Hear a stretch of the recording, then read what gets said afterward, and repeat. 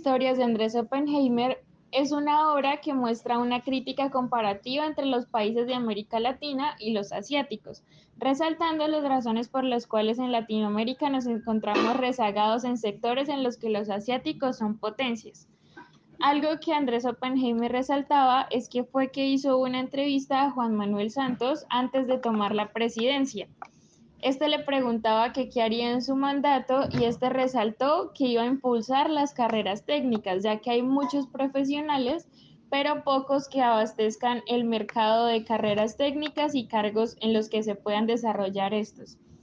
Este dijo que se iba a centrar en una educación bilingüe en la que pudiera haber después del bachillerato mucho más acceso a la educación técnica. Sin embargo, pues después de su mandato, como pudimos ver, la verdad esto no se cumplió.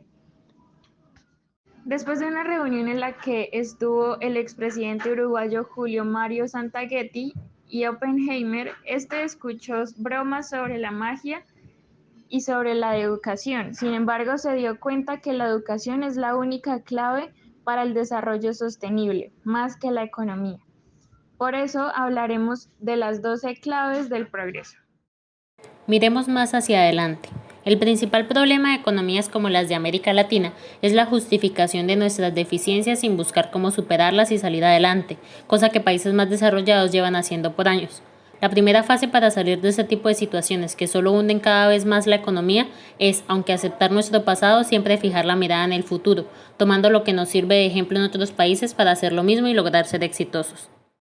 Hagamos de la educación una tarea de todos. Por lo general, se invierte más en obras públicas, ya que son las obras que son más visibles y que la gente toma más en cuenta en un mandato. Sin embargo, se es necesario invertir en la educación. Un ejemplo de esto es Brasil e Israel.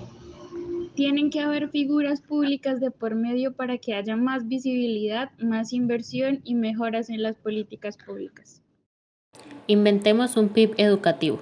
El PIB educativo es una idea que, aunque si bien no se ha puesto en práctica, es fundamental para medir el estilo de vida de una persona y cómo éste se puede ver beneficiado con la educación. En otras palabras, es ver que la educación favorece a las personas y las saca de la pobreza en la que se encuentran.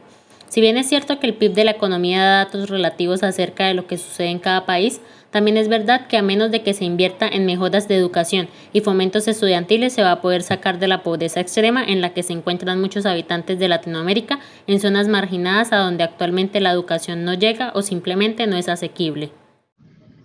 Invertamos en educación preescolar. Se necesita cerca de un 30% de inversión en la educación preescolar, ya que el cerebro de un niño se duplica en tamaño en el primer año de vida. Es como una esponja que está dispuesta a absorber información si uno la provee desde la estimulación adecuada. Esto no es fácil, ya que esta inversión está dirigida a las universidades, pero no va a servir de nada si esos universitarios no han tenido una buena educación desde pequeños. Sin embargo, no solo se necesita invertir en la educación preescolar, sino en sus cuidadores, en las familias y en cómo educar a los niños también desde casa. Concentrémonos en formar buenos maestros. La clave primordial para mejorar significativamente no está en cambiar planes de estudio ni en reducir la cantidad de alumnos que hay en cada aula. La verdadera clave para una buena educación y para tener estudiantes de calidad se encuentra en la calidad de los profesores que imparten sus conocimientos a sus alumnos. Para que esto ocurra, los países con mejores estudiantes realizan procesos minuciosamente selectivos para escoger a quienes son dignos de poder ser docentes, siendo estos siempre los mejores alumnos de las clases al graduarse, es decir, que la calidad de la educación está estrechamente ligada a la calidad de los maestros que la imparten. ¿Cómo convencer a los mejores estudiantes que sigan la carrera de docentes en países donde los maestros no tienen estatus social y ganan salarios precarios?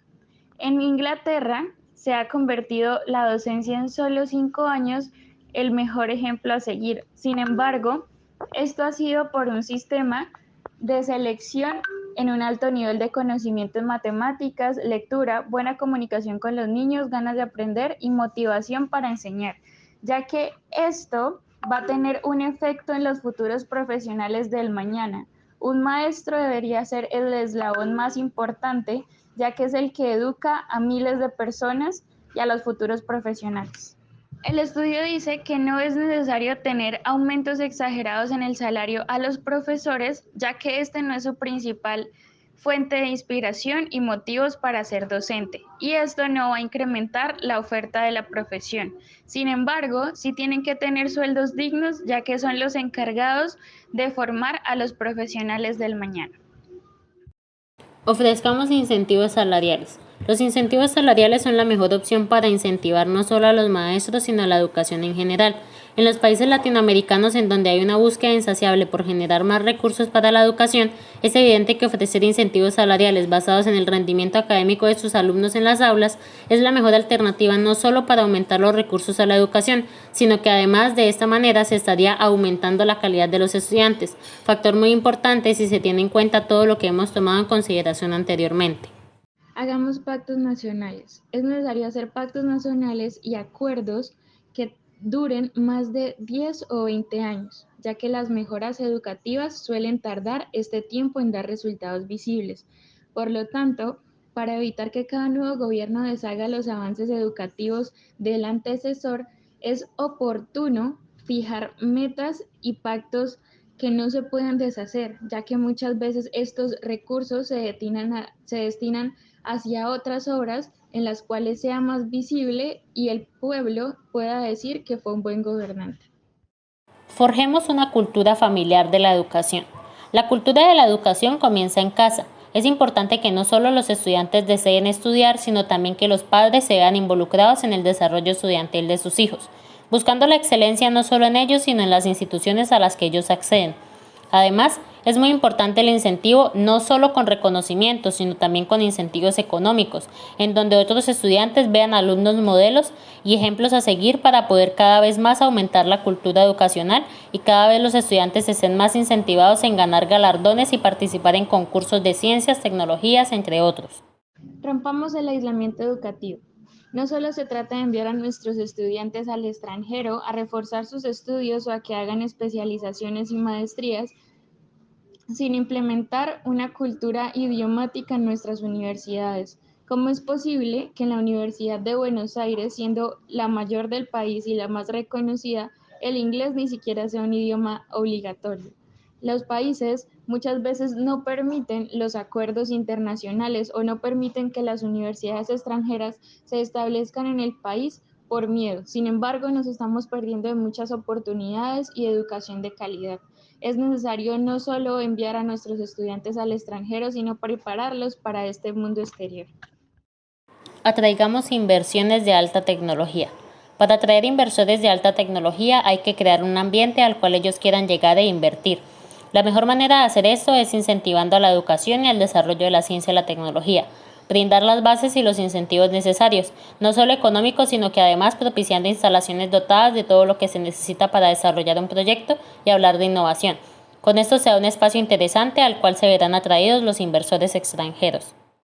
Formemos educación internacional. Hace falta crear una organización internacional no gubernamental para presionar a los gobiernos en materia educativa. Esta organización no solo va a ser un sistema evaluativo para evaluar debidamente al país en su materia educacional y en su calidad, sino que va a ser una herramienta que nos permita avanzar y mejorar las falencias que tengamos, además de que va a impulsar a los maestros y jóvenes a ser mejores que ella y a esforzarse mucho más y prepararse competentemente para el mundo laboral. Abajo la complacencia, arriba la paranoia.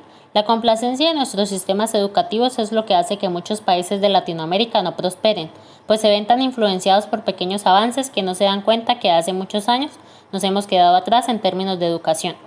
La paranoia de ser superados por los demás países debería ser un tema abarcado a profundidad para poder mejorar y sobrepasar cada vez más los límites de la educación y sobre todo ir alcanzando y superando a los demás países que encabezan la lista de los mejores en educación a nivel mundial. Podemos concluir que la educación es el pilar básico para el progreso. No solo se trata de subirle el salario a los profesores, invertirle a las universidades y darles un estatus social, aunque claro que es importante. Se trata de hacer proyectos obligatorios que perduren en los años y no solo se queden durante el mandato de un gobernador elegido. Es importante que se empiece a cambiar desde el preescolar, ya que este es el modelo de educación que nos va a permitir tener universitarios y estudiantes competentes en un futuro para que puedan salir a un mercado laboral preparados. En conclusión, es muy importante resaltar que la educación es un factor clave no solo para que prospere la economía, sino que también para aumentar y mejorar significativamente la calidad de vida de las personas. En América Latina hay dos problemas fundamentales, que es la complacencia y la victimización. Y cuando se aprende a dejar el pasado atrás para poder aprender de los errores que se han cometido a lo largo de los años, ahí sí se va a poder hablar de un verdadero avance en la economía. Para esto, tomar el ejemplo de países desarrollados e industrializados, sobre todo en materia de educación, es básicamente el primer paso para poder parecernos a ellos y en un futuro superarlos.